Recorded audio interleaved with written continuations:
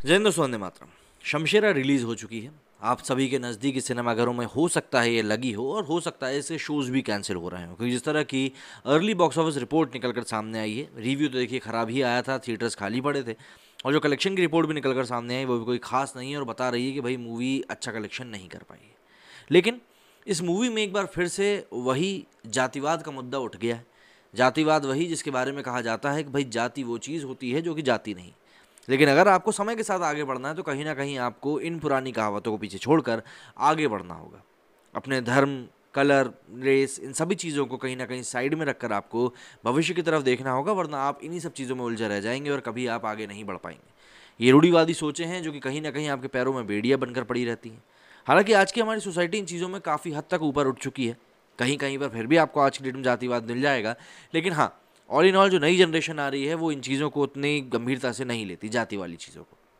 तो वैसे में इन चीज़ों से लोग ऊपर उठ रहे हैं। लेकिन शमशेरा में जिस तरीके से इन चीज़ों को प्रेजेंट किया गया और साथ ही साथ जिस तरह से शुद्ध सिंह का जो किरदार है, जिसको कि यही संजय दत्त ने निभाया है, उसको लेकर जो कंट्रोवर्सी हो रही है, वो सभी चीज़ें एक बार फिर से इसी विषैले नाग को हमारे सबके सामने लाकर खड़ा कर सकती हैं। करण मल्होत्रा के निर्देशन में बनी यशराज फिल्म्स की शमशेरा सिनेमाघरों में रिलीज हो गई है। फिल्म की कहानी है तो फिक्शनल पीरियड ड्रामा, मगर इसमें स्वतंत्रता संग्राम की कहानी को दिखाया गया है। बागियों के जत्थे ने भी अंग्रेजों के उत्पीड़न के खिलाफ लगातार संघर्ष किया है और उसकी भारी कीमत भी चुकाई। वैसे स्वतंत्रता संग्राम में इस तरह की दर्जनों सच्ची कहानियां भी हैं। बताया जा रहा है कि शमशेरा में रणबीर कपूर की जो भूमिका है वो एक आदिवासी लड़ाके नेता की भूमिका है। रणबीर आदिवासी सरदार के पिता और पुत्र की दोहरी भूमिका में है। जत्थे का नेतृत्व तो एक आदिवासी सरदार कर रहा है, और जत्थे में आदिवासियों के साथ क्या दूसरे समूह के लोग हैं, इसका खुलासा आपको मूवी देखने के बाद पता चल जाएगा। शमशेरा का ट्रेलर जून के आखिर में आया था और उसमें करीब करीब उसी कहानी का संकेत भी मिला जो हमने अभी आपको बताया।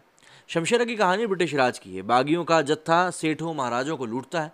स्वाभाविक है, अंग्रेजों को भी लूटता है। संभवतः वो अंग्रेज राज की दास्ता और उत्पीड़ना से निजात पाना चाहता है।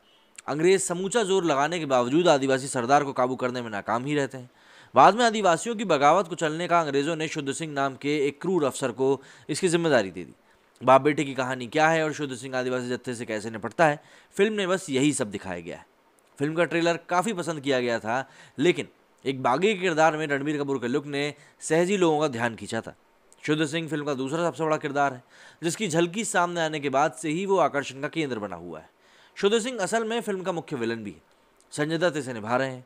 अग्निपथ और हाल ही में आई KGF 2 के बाद एक विलन या फिर कैरेक्टर आर्टिस्ट के रूप में संजय फिलहाल ने अब तक ज़बरदस्त तरीके से सबको प्रभावित किया है। 10 साल पहले करण मल्होत्रा के निर्देशन में बनी अग्निपथ में कांचा चीना की उनकी भूमिका ने सनसनी मचा दी थी। कांचा चीना का लुक अपनी बुनावट में डरावना और काफ़ी ज़्यादा खूंखार था। अग्निपथ ने बॉक्स ऑफिस पर ज़बरदस्त कारोबार किया और फिल्म से ऋतिक रोशन, संजय दत्त के अलावा राउफ लाला के किरदार में ऋषि कपूर ने गहरी छाप छोड़ी थी। इसी फिल्म की वजह से संजय और ऋषि का करियर के दूसरे चरण में एक अभिनेता के रूप में लगभग पुनर्जन्म हुआ था। दोनों अभिनेताओं ने बाद में कैरेक्टर आर्टिस्ट के रूप में कई फिल्में करी। ऋषि कपूर का तो ठीक ठाक रहा, मगर संजय दत्त संघर्ष ही करते आए। पिछले 10 साल में संजय दत्त ने कई फिल्मों में अलग अलग भूमिका निभाई, मगर याद नहीं आता कि कांचा चीना जैसी चर्चा आखिर उनको कब मिली थी। हालांकि इसी साल यश के KGF 2 में संजय दत्त ने मुख्य विलन अधीरा की एक और दमदार भूमिका निभाई। KGF 2 ज़बरदस्त हिट रही। बेशक यश के साथ संजय दत्त के काम ने लोगों को काफ़ी प्रभावित किया, लेकिन संजय दत्त का अपना एक डील डॉल और जिस तरह का व्यक्तित्व है उसे देखते हुए माना जा सकता है कि शमशेरा में शुद्ध सिंह का उनका किरदार भी मील का पत्थर साबित हो सकता है। कांचा चीना, अधीरा के बाद शुद्ध सिंह का ये किरदार उन्हें बॉलीवुड के सबसे खौफनाक विलन के रूप में स्थापित कर देगा। वैसे भी शुद्ध सिंह अपनी बुनावट में भयावह और कहीं अपन समेटे हुए नजर आता है। मेकर्स ने उसे बुना भी कुछ इसी तरह से। प्रतीकों को लेकर विवाद की आशंका से भी इनकार नहीं किया जा सकता है। फिल्म की मुख्य कहानी है तो आदिवासियों और अंग्रेजों के संघर्ष की कहानी, मगर फिलहाल ट्रेलर में ये स्वतंत्रता सेनानियों और शुद्ध सिंह के बीच के संघर्ष की कहानी लग रही है। हो सकता है कि दर्शकों को मेकर्स का ये अंदाज पसंद ना आए। शुद्ध सिंह माथे पर त्रिपुंड लगाता है, बड़ी चोटी रखता है और गले में रुद्राक्ष आदि की मालाएं पहनता है। ये बाना संत महात्मा या धर्मगुरुओं का होता है। किसी अफसर या सेना के अधिकारी का ये आपको दिखाई कभी देगा नहीं। सनातन परंपरा में ऐसे बाने को शांति और मानवता से जोड़कर देखा जाता है, लेकिन उत्पीड़क के रूप में कभी नहीं। मेकर्स पता नहीं किस मकसद से शुद्ध सिंह को इस तरह के प्रतीकों के सहारे चित्रित करना चाहते हैं। शुद्ध सिंह को इस तरह गढ़ा गया है कि उससे तो फिलहाल यही लग रहा है कि धार्मिक मान्यताओं में आस्था रखने वाला व्यक्ति है, बावजूद अपने कर्म से वो खूंखार और वहशी है। स्वाभाविक रूप से हिंदुवादी प्रतीकों में आस्था रखने वाले किसी व्यक्ति को इस तरह के प्रतीकों में संजय दत्त के किरदार को देखना परेशान कर सकता है।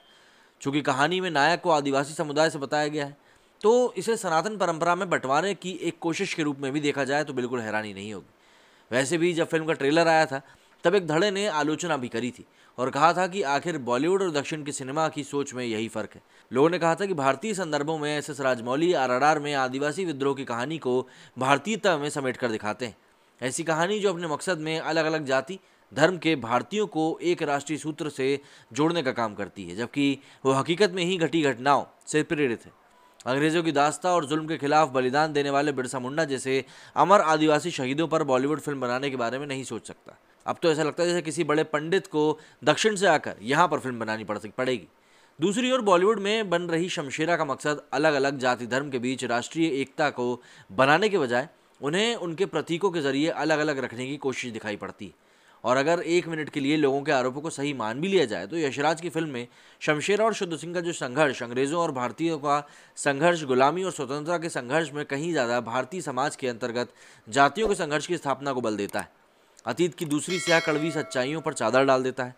शमशेरा को देखकर तो यही लगता है कि कहानी आदिवासियों या भारतीयों बनाम अंग्रेज़ों के बीच होती तो ज़्यादा बेहतर होता। शुद्ध सिंह का किरदार अपनी बनावट में अंग्रेज राज की उत्पीड़ना को दिखाता।